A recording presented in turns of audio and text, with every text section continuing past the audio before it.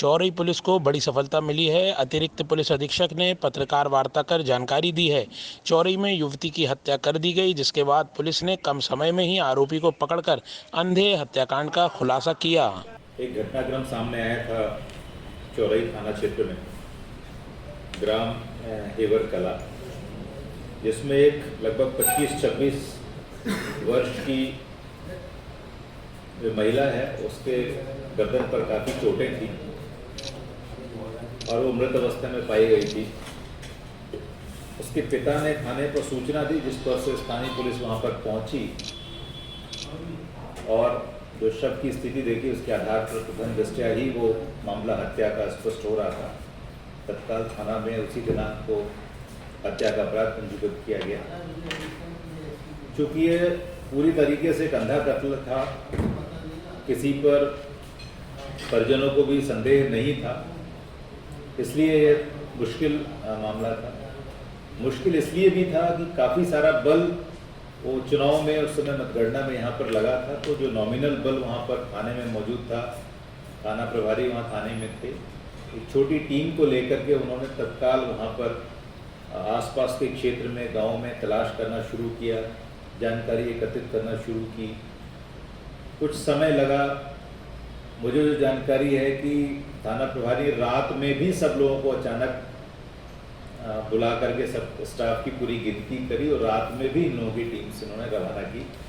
तो वो जो 3 और 4 तारीख की दरमियानी रात है, पूरे पुलिसकर्मी रात में भी खेतों पर, खलिहानों पर, जहाँ जहाँ झोपड़पट्टी लोग दूर में निवास करते वहाँ तक लोग गए। कुछ जो इनपुट्स मिले तो उसमें एक मोनू जयकुमार वर्मा है, लगभग 24 वर्ष का है। इसके बारे में कुछ जानकारियाँ प्राप्त हुई, जिसके आधार पर एक संदेह की सुई इसकी हो गई।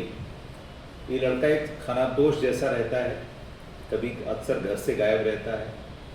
उस दिन भी ये घर से गायब था, परंतु कुछ लोगों द्वारा उसको घटनास्थल के आसपास देखा गया था आते जाते।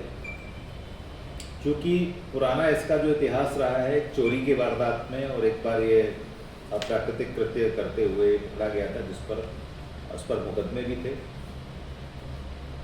तो कुल मिलाकर के एक संदेह की सुई इस पर काफ़ी प्रभावी रूप से इस पर गई और इसको चांद थाने से थाना अंतर्गत उसको घेराबंदी करके उठाया गया।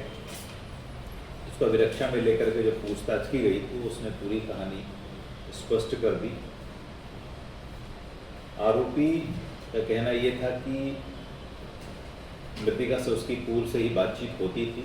मृतिका विवाहिता थी, लेकिन वो छोड़ करके अपने मायके में और खेत में मेरी झोपड़ी में रह रही थी। तो पूर्व में ही उससे बातचीत होती थी, मिलने के उद्देश्य से उससे वो गया था और उनके बीच में वहाँ पर संबंध बने। इसके बाद अचानक जो महिला है वो वायलेंट हो गई और इसके हाथ में काट लिया। तो रिएक्शन के रूप में इसने तुरंत जो वहाँ पर एक लकड़ी काटने वाला एक वसूला जिसको बोलते हैं, वो उसकी पीठ पर मारा, गिर पड़ी और उसके बाद उसने गर्दन पर भी वार किया और वहीं हथियार पीछे फेंक करके ये चला गया।